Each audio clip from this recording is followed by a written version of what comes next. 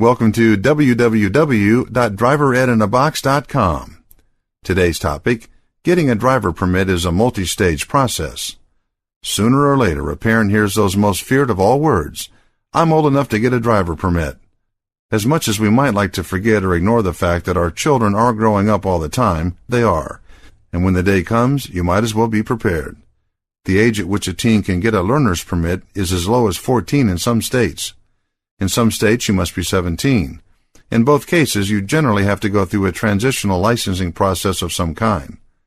This means that as you mature, you get more driving privileges as long as you stay out of trouble while on the road. Take the written test.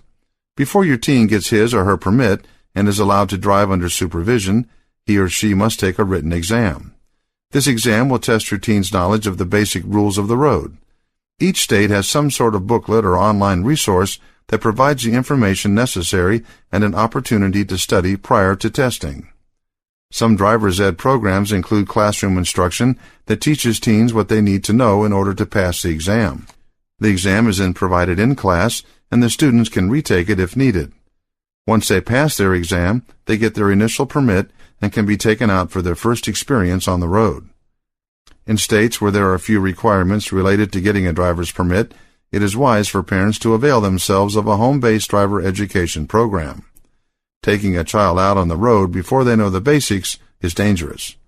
Road time and classroom time.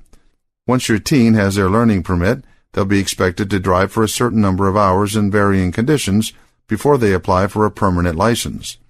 Again, each state has its own rules as to how many hours are required and how long a new driver must hold a permit before they can drive independently. Many states have a graduated license program that slowly increases the hours of the day that a new driver may be on the road, and how many people they are permitted to have in the vehicle. States with such programs have found that fewer accidents occur when young drivers are restricted until they've proven themselves on the road.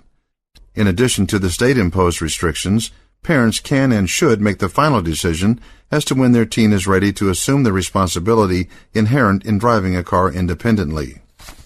Home-based driver education programs can help. No matter which driver's ed program you choose, sooner or later the time in the classroom and supervision on the road will end. At that point, parents need to make some difficult decisions. If you don't feel that your teen learned all the skills needed to avoid driving dangerously, a home-based driver's ed program can be a great supplement and put your mind at ease. At least some of the material should be a review, but a good program will give your teen the opportunity to see, visually using video and graphics, just what kind of challenges await them out on the road. By using such a program, you and your teen can learn how to deal with unexpected situations, and then take that classroom knowledge out onto the roads to practice. It feels so good to know that your child is ready to move from the driver permit to a license. A home-based driver's ed program removes the guesswork.